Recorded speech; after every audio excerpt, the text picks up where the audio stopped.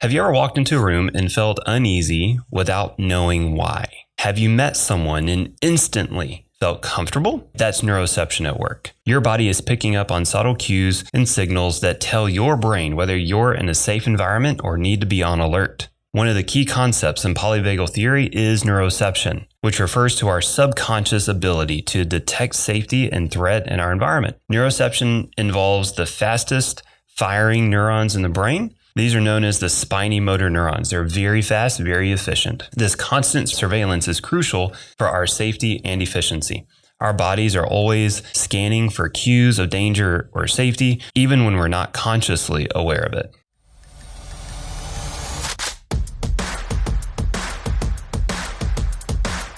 Welcome to the Longevity Formula with Dr. Brandon Crawford. Let's explore the new era of wellness.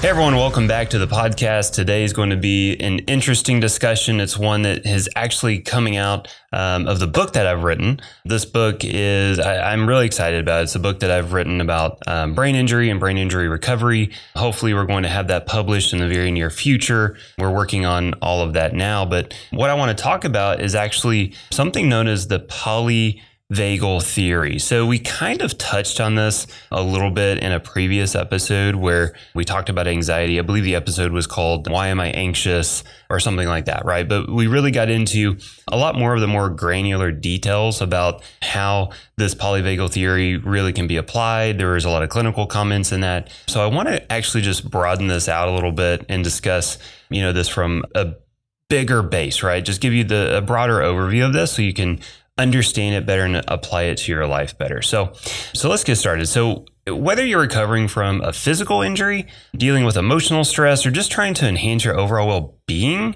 understanding this polyvagal theory is so important. It can definitely be a game changer, right? So to unpack this, let's start from the beginning. So this concept, this theory, this was developed by Dr. Stephen Porges.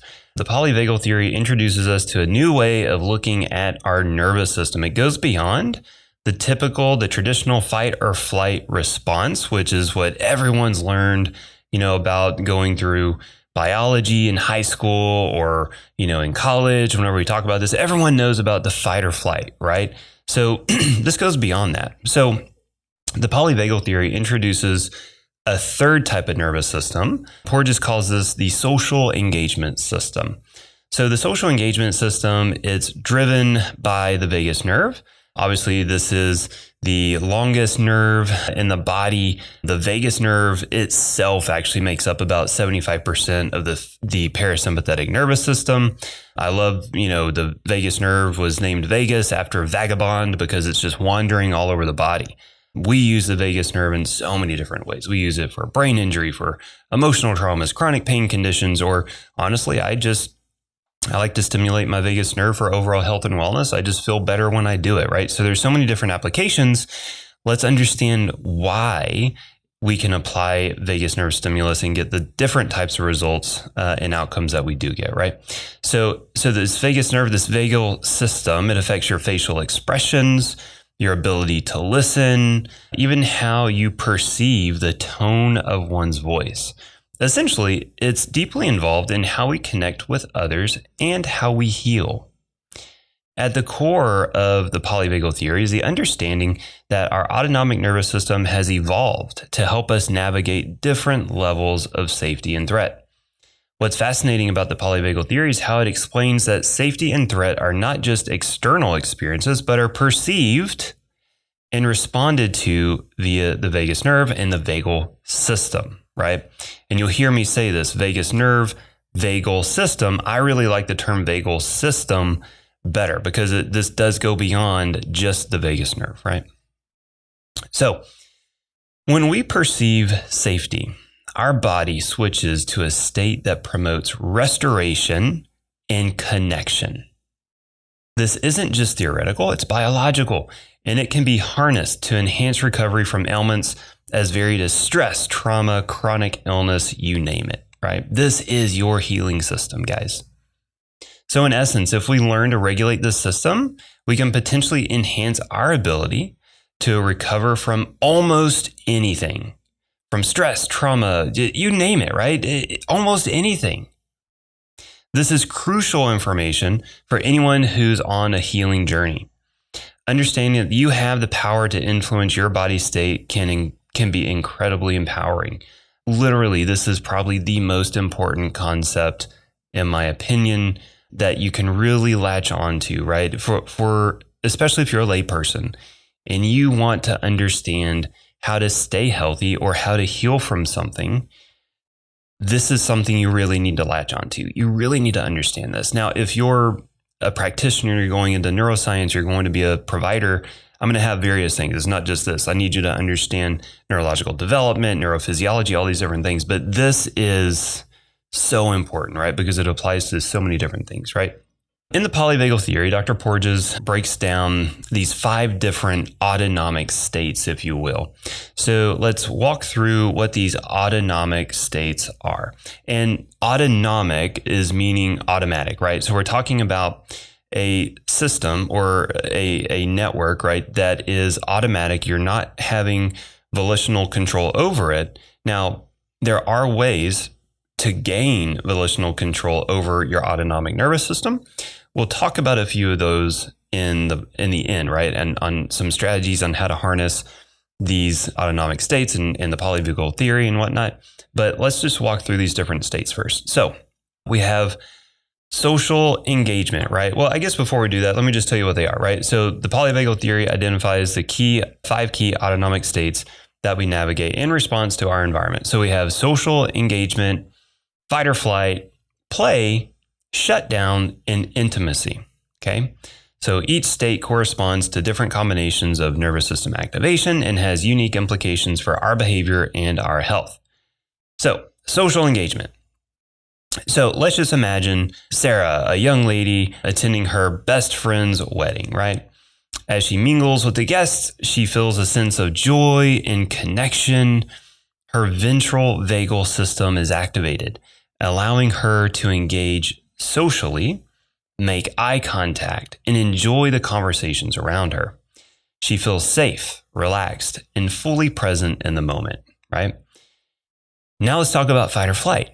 So let's talk about this guy named John, right? So let's say he's hiking, right? He's in the mountains. Suddenly he encounters a bear. His sympathetic nervous system kicks in, triggering a fight or flight response. His heart races, his muscles tense, and he feels the surge of adrenaline. John quickly decides to back away slowly, keeping his eyes on the bear. He's ready to run if necessary. Now let's talk about play. So let's look at Emma, a child playing on the playground with her friends. She climbs the jungle gym, slides down the slide, and laughs with joy. Her ventral vagal and sympathetic nervous systems are both active, allowing her to engage in playful activities while feeling safe. The combination of energy and safety creates a state of play where physical activity and social connection blend seamlessly. Now let's talk about shutdown. So let's talk about Paul, who has been experiencing severe work-related stress for months. One day he feels completely overwhelmed and unable to cope.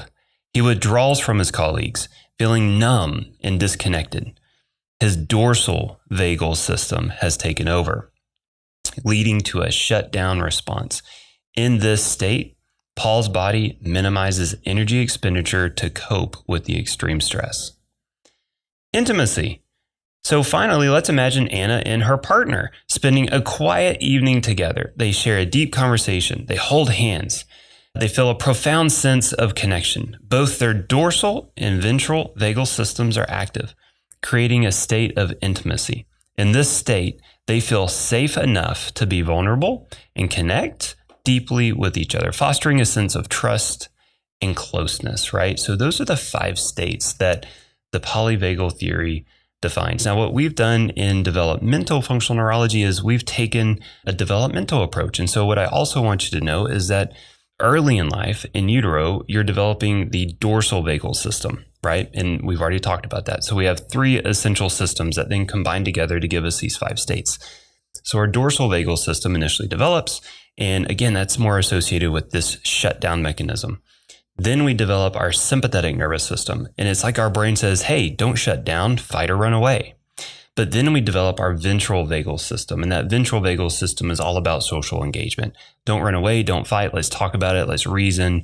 Let's really listen into that voice and see if this is something that I should be offended about, right? So those three different systems developmentally develop in that order. And those all then combine to give us these different states that we just walked through, right? So ultimately, when we talk about the polyvagal theory, we also need to understand what neuroception is, right? So neuroception, let's talk about it. Have you ever walked into a room and felt uneasy without knowing why? Have you met someone and instantly felt comfortable? That's neuroception, your body's way of picking up on subtle cues about safety or threat, right? That's neuroception at work. Your body is picking up on subtle cues and signals that tell your brain whether you're in a safe environment or need to be on alert. One of the key concepts in polyvagal theory is neuroception, which refers to our subconscious ability to detect safety and threat in our environment. Neuroception involves the fastest firing neurons in the brain. These are known as the spiny motor neurons. They're very fast, very efficient. This constant surveillance is crucial for our safety and efficiency. Our bodies are always scanning for cues of danger or safety, even when we're not consciously aware of it. So let's talk about why all of this matters for healing, right? So why does polyvagal theory matter when it comes to healing? So polyvagal theory offers a powerful framework for understanding how our bodies respond to safety and threat. When our bodies feel safe, our nervous system allows us to rest, digest, and heal. Conversely, when we feel threatened, our bodies prioritize survival over healing, leading to chronic stress and illness. By creating an environment of safety, we enable our bodies to enter states that support healing and resilience. And something that you need to understand is that it's a perceived threat, right? So it doesn't mean that, a flash of light, which seems mundane, and should, it's just light, that can be perceived as a threat to the subconscious brain. So there can be imbalances. There can be all types of things going on that lead us to this threat state, right? That fires these parts of the nervous system that, puts us in a state where we can't really heal properly. So let's talk about some practical applications, right? So what are some ways that we can use polyvagal theory to improve our daily life? So one of the strongest ways that I've seen to really stimulate the vagal system and stimulate different parts of the brain and really evoke a healing response in the neurophysiology is via an area called the symbicontia in the ear. So this little area, if you're watching on video, I'm pointing into the ear. Again, it's called the symbicontia. You can Google it. You can see what area of the brain the area of the ear I'm talking about. You can literally massage it. You can put your finger in there, tap it, massage it, whatever. I would suggest maybe getting something that's stainless steel, that's from acupuncture, where stainless steel will both tonify or sedate a meridian, which means it'll increase the energy or reduce the energy in a meridian. You can use gold, which tonifies a meridian, but you can use, something stainless steel to stimulate that area. You can use little ear seeds, right, that you can get on Amazon. You can put an ear seed in there, which again comes out of the acupuncture world. My absolute favorite way to stimulate this is by using pulsed radio frequency. That's via a device that we use in Neurosolution called a stem pod. I've, bar none, seen no better results than when we use that. So I use this on me. I use it on my kids. I use it on my wife. Obviously, use it on my patients. This is a very, very safe and effective way to stimulate all of these healing properties that can be harnessed from the vagal system, is to stimulate the symbicontias in your ear. Breathing. So this is the mechanism that I was saying. This is our way to voluntarily have control over that autonomic nervous system. I love doing this. So at night, if I'm feeling kind of hyped up, like I'm having trouble calming down, so I wear my Whoop, right? Thanks to Josh, who's sitting here next to me recording me. So I wear my Whoop and I can pull up the app and I can see my heart rate going right then and there, right? So if I'm laying in bed and I pull up my my app because I'm having trouble calming down. And I look at it, I'm like, dang, my heart rate's like 85. What's going on? That's too high. I'm just chilling in bed. I can then start with some breathing exercises and I can just watch my heart rate slowly come down, right? And the way that you want to do this, if you need to promote calmness, then you want to focus more on your exhale. So your exhale needs to be longer than your inhale. Your exhalation is controlled more by your vagus nerve, right? So if you need to calm down, if you're prone to anxiety, if you're hyped up, this kind of thing, you're stressed out, then exhalation. So maybe you breathe in for 3 seconds, 4 seconds, but then you breathe out for 6 to 8 seconds, right? So breathing is a very, very easy way, but powerful way that you can control this autonomic nervous system through voluntary means. And there's hundreds of different breathing techniques, but the main thing here is if you need to calm down, focus on your exhalation. If you need to pick yourself up, if you need more energy, if you need to focus, then you would actually focus on your inhalations, but be careful not to breathe, in a way that you then promote anxiety. I typically advise people to work on focusing on breathing out. Cold exposure. I'm one of those crazy people that loves jumping in ice cold water. I did not like it at first, but it's very, very effective at stimulating the vagus nerve and the vagal systems. Obviously, there's more to it than that. Think of it this way. If I jump in cold water, right? Full body, I'm in cold water, or I'm in the shower and I just I flip the cold water on. That cold water is going to cause all of my vasculature, my veins, my arteries, it's going to cause them to constrict, right? So it's going to push all the blood into my core so that I can keep my organs warm longer, right?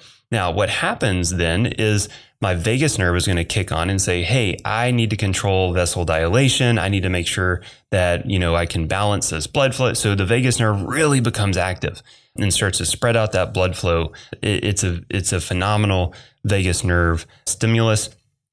There's certain areas where you can have a greater impact on the brain with cold exposure, and that's going to be to the upper half of the face, the palms of the hand, and the soles of the feet. But, you can splash your face, you can put your hands off. Oftentimes, if I'm working with someone in the office, like an autistic child or something like that, I'll have them by just standing in ice cold water, right? So I'm getting the soles of the feet. So many different other reasons why, I want you to do cold exposure. A lot of it does revolve around this concept of prefrontal cortex integrity, right? So this concept of, I don't want to do that, but I'm going to do it anyway. I'm going to do it because I know there's benefits to it. That's very, very important to develop for so many different reasons. So prefrontal integrity is very important. And then I love the concept of getting a surge of dopamine after doing something that you don't want to do. So you jump in cold water, it's miserable, you get that painful response. Then when you get out, you get that flip side, that pleasure response, and that corresponds with a huge spike in dopamine by up to 250%, which has been recorded in the literature. So many different reasons to do cold exposure, and so many different ways to do it too. We can do gargling and singing, and I'll add in there gag reflexes, right? I used to advise a lot of patients on this, where I would have them drink some, or put some water in their mouth, throw their head back, and it's almost like you're yelling at the ceiling. It's like you're gargling, and I want you to be gargling so intensely that water is splashing out on your face. The goal of this is to produce tears. If you produce tears, then you've summated the facial nuclei, right? So the facial nuclei, cranial nerve 7, this has to do with lacrimation. That's tear production. If I can produce tears by gargling, well, the vagal nuclei are next to the facial nuclei, right? So if I'm sitting here gargling intensely and I'm trying to summate these vagal nuclei, and I do it so effectively that then that activation spills over into these facial nuclei and I produce tears, I know I have brought to threshold these vagal nuclei. So it's very important. Same thing with gagging. You can do a gentle gag reflex. If you can gag and produce tears, perfect, you're done. Usually, people with a pretty dysfunctional vagal system, either they cannot produce a gag, or it's hyper responsive, right? So they barely touch their tongue and they throw up. That's very dysfunctional too. Or they do a gag and they do not produce tears. So the goal here is to do a gentle gag, typically about 3 times, or to tear production. And I'm not talking about crying, just a little watering of the eyes. And of course, singing. So, next time you're in the shower or whatever, just let it go. Laughter. social connection. We shot some podcasts this morning with Dr. Jerry, and she brought up this concept of laughing yoga. Never heard of it. Sounds interesting. But it's this concept of when you laugh, right, it has this explosion of neurochemistry. You activate the vagus nerve, you activate your prefrontal cortex, all of these things. And then, of course, social connection, social engagement, highly ventral vagal. Ultimately, what we need is a very healthy ventral vagal system so that we can socially engage properly. We can be with others. We want to be with others. We can read others, right? So that's, really what the name of the game is here. But no, the name of the game is balance. We want to be able to call on and use any of these systems when appropriate. It's just that the ventral vagal system is very dysfunctional in today's society at this point in time. So clinically, I can think of so many different ways that we've used this polyvagal theory to help people recover. One specific, memory that just came to mind was when we were working with someone with CRPS, this chronic regional pain syndrome. This vagal system concept, the polyvagal theory, is always top of mind when we're navigating chronic regional pain syndrome. And I was doing our desensitization technique that I created actually. And so I was walking this person through some traumas through their life, right? And when I do that, I always do it in combination with finding what's joyful or what's comfortable. So all I'm doing is just desensitizing the limbic system, right? This subconscious area of the brain that is just looking for things that it thinks are threats, right? So finding those emotional traumas, presenting them to the vagal system, allowing that vagal system to then process these traumatic events, emotional events, whatever you want to call them. And then the brain is okay with it, right? So essentially gaining that higher cortical function through doing that desensitization technique. And it's highly effective. What I'm thinking about right now, I remember the person was in like a 7 or 8 out of 10 pain level. And after doing this, literally in about 20 or 30 minutes, they were down to like a 1. And that's something that's not uncommon. I've seen it multiple times. And again, it's just harnessing the concepts that we're talking about here. So, by creating an environment of safety, whether through social connection, relaxation techniques, mindful practices, whatever, right? We enable our bodies to enter states of support, healing, and resilience. We've just scratched the surface of how the polyvagal theory can influence our lives. The journey to well-being is both a personal and a scientific quest. I'll leave you with this. The power to heal is within you. How will you use it? So thanks for joining me today. I've really enjoyed this episode. I think that this is an extremely important topic, guys. So if you're listening to this, you got good information from it. You felt like this could help you. There's people like you that that could benefit from this information. Please rate, please review, please comment, please share this information so that this can help others, right? Because that's why I'm here. So thank you again, and I'll see you next time. We hope today's episode has inspired you to take that next step toward your best self. Remember, the path to longevity is paved with small, daily decisions. Your journey is unique, and every step, every choice brings you closer to your ultimate vision of a healthier, happier life. For more insights, tips, and resources, visit drbrandоncrawford.com.